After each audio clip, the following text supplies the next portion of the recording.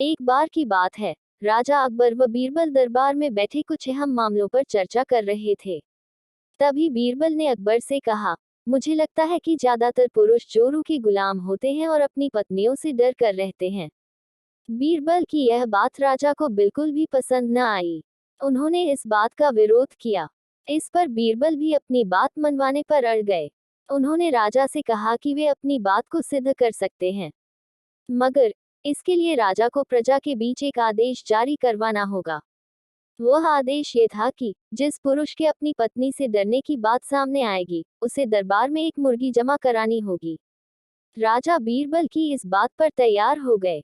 अगले ही दिन प्रजा के बीच आदेश कराया गया कि अगर यह बात सिद्ध हो जाती है कि कोई पुरुष अपनी पत्नी से डरता है, तो उसे दरबार में आकर बीरबल के पास एक मुर्गी जमा करवानी होगी। फिर क्या था, देखते ही देखते बीरबल के पास ढेरों मुर्गियां इकट्ठा हो गई और सैकड़ों मुर्गियां महल के बगीचे में घूमने लगी।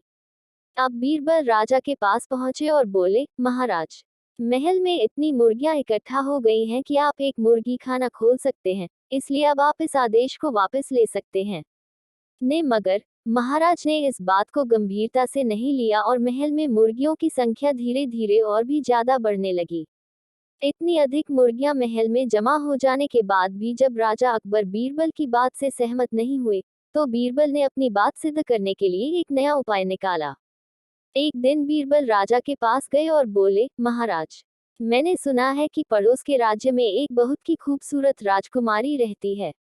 अगर आप चाहें, तो क्या मैं आपका रिश्ता वहां पक्का कराऊं?